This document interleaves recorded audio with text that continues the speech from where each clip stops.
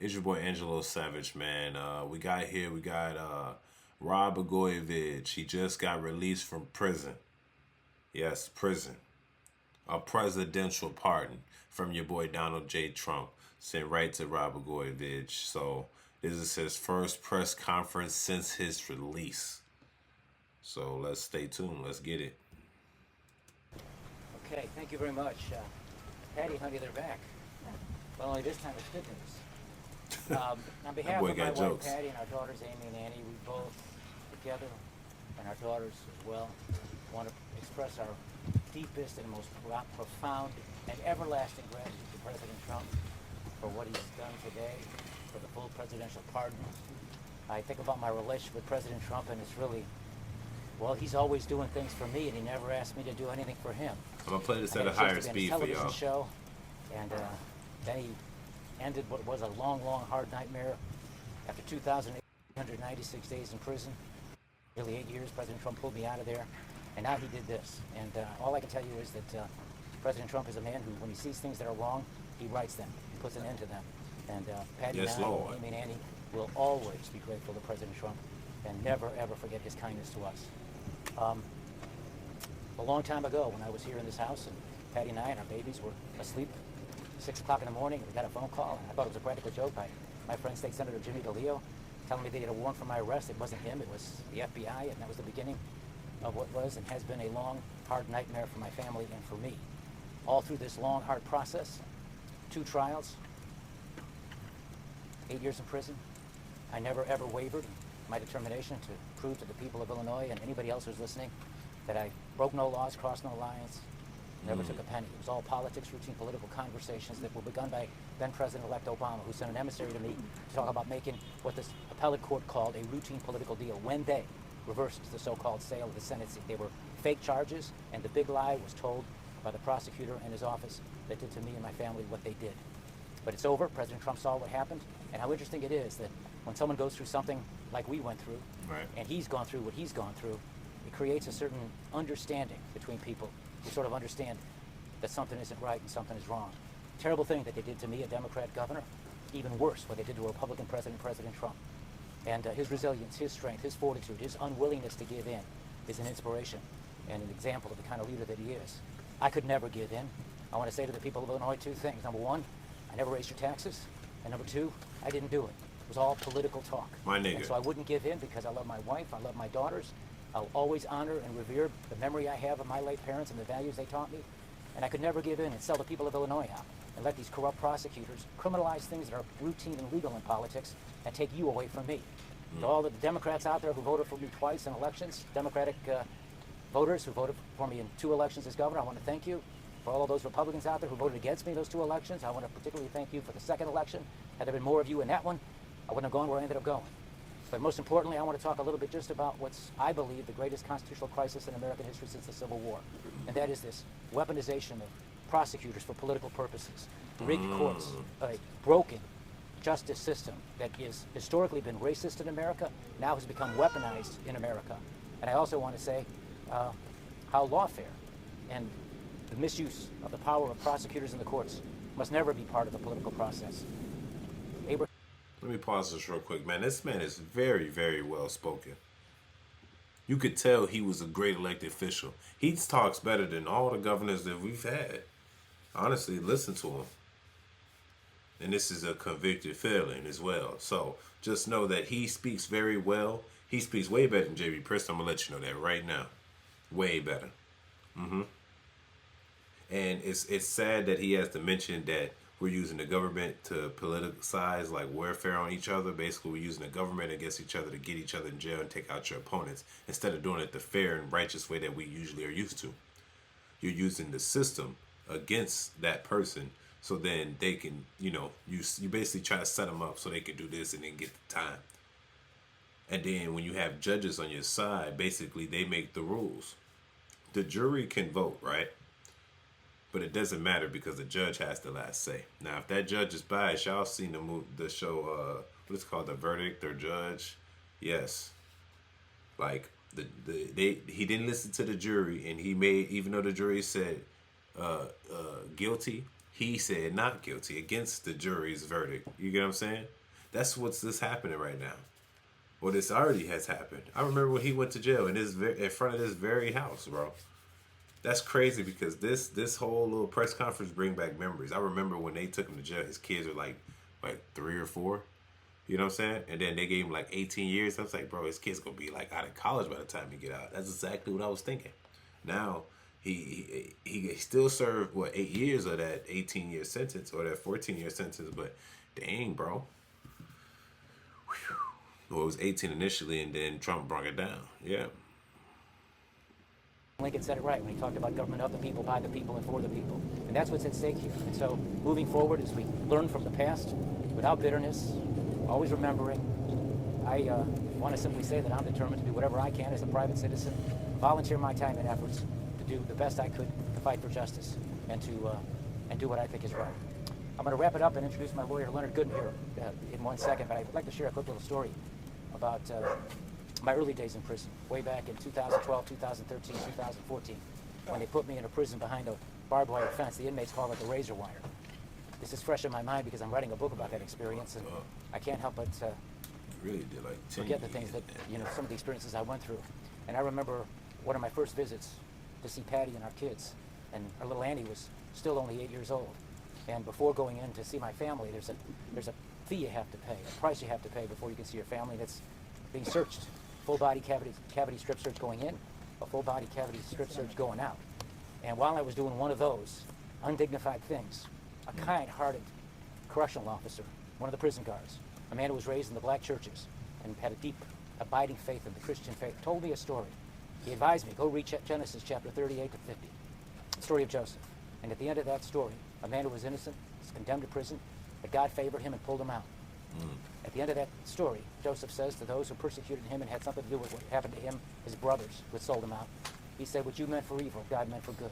I truly believe that as bad as this has been, I can't begin to tell you how blessed and fortunate I've always felt to be able to walk through life with Patty. It's been a most gracious thing. She defied the odds. 2 days after I was arrested, the Vegas odds makers had it 9 to 1 that she was going to leave. She didn't leave, she stayed. After 8 years of incarceration, when better than 90% of women, whether they're wives or significant others, and a man's in prison for more than 4 years, they don't stick around. So I've been blessed and fortunate to have fallen in love with and walked through life with my loving wife and our daughters. Thank you, loving loving wife. Love that brought us home. And so grateful to the people who've been supportive of us, who've been so kind with their words of encouragement through all those hard years. And again, above all, one more time, let me tell you from the bottom of my heart how deep my appreciation and gratitude is for President Trump. I believe President Trump is well on his way to being the most consequential president in American history since Franklin Roosevelt. He is going to change things and make things better, and among the things he's going to change, I believe, he's going to save our democracy by putting a stop to weaponized prosecutions for political purposes and lawfare. Thank you. Leonard? Ron, real quick. He's not just saying that, he's Can you comment on that? Are you in line for that position? No comment. Are you going to... Bro, he not just saying it. You see how it flows off the tongue so well? You can tell when somebody's lying. You can tell when an individual's lying. He does not looking down. He's looking straight for. He knows what he's saying, as if he's already either said it or he actually believes what he's saying, or he knows what he's saying. It's like when you're talking to an individual and they don't have to put no pause marks and anything, because what they're saying flows off the tongue because it's the truth. That officer did tell him he served his time. He's chosen, bro. I'll be honest. Everybody looks at Trump as a bad guy, bro. Trump is the called one, bro. He's been called. You understand? He's been shot at, the boy dodging bullets like Neo from the Matrix, G. That's God right there, bro. If y'all don't believe in that, y'all don't believe in divine intervention, bro. Y'all don't believe in that. This is not even a conversation for y'all, you antichrist. You know what I'm saying? If you don't believe God saved Trump's life, then you're the antichrist. You don't even believe in God, because there's no other explanation. You know what I'm saying? And then he saves another man that has been wrongly convicted the same way he was. You know what I'm saying? But he was able to get out because of his probably celebrity status. Blagojevich didn't have that, bro. And shout out to the wife. We need more wives like her. Stick by your man while he's in prison. You know what I mean? Cut all your side dudes off your man back. He's the household. It's time to keep the family intact. That's a woman, right? That's a real woman right there. You hear me? For public office, now that you're pardoned? She's here. No comment. See, Was the president offered any position in his government? Gracias, senor. No culpable. Look, you're asking me political questions about whether or not I want to run for public office. I haven't thought about that. I'm so grateful to what President Trump did for me and for my family. Patty's made it abundantly clear that I ever do that again. I'm quoting you. She said, I'll be doing that with my second wife. And, You I don't sure don't want to lose embarrass her like Do you that. think Speaker Madigan is a victim of the weaponization of prosecutors? I'm not going to comment on that, and I haven't been following that. Leonard, come talk, please, and I'll answer more questions. That boy's so professional, man. I met Rod in 2011. I've been fighting for his freedom ever since, and this is a happy day. And I just want to say there's not many people that come through the federal system and can actually come out the other side with their house, with their family intact. It says a lot about the strength of this man and this amazing wife, Patty, that he has. And I just also want to say this is a case Wife of the that year. was built on a political deal that was never a crime. He never should have done a day.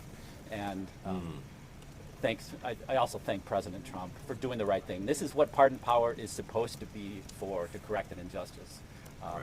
Thank you all for the support, and it's been my honor to get to know these people. Leonard, what's the communication been like with the White House in recent days? Can you comment on how it's I have no comment on that.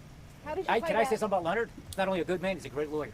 And it's been a real pleasure and an honor having him represent us and the appeal that he wrote. I would spend hours in prison rereading his appeal, something like 90-something pages. It was very meticulous. He's a great writer, good short sentences. But most of all, he's just a good effing guy. And what a great experience it's been with Leonard. Even though every step of the way, we lost every step of the way in that second rigged, corrupt trial run by a judge who was a political hack. How did you hear? Did Trump call you directly? You have to talk to Rod. That's what I mean. Rob, how did you find out? Did Trump call you directly? See, he wasn't And I'm going say to try to that. call President Trump myself and personally thank him. She like, But you Patty can and I tell were him.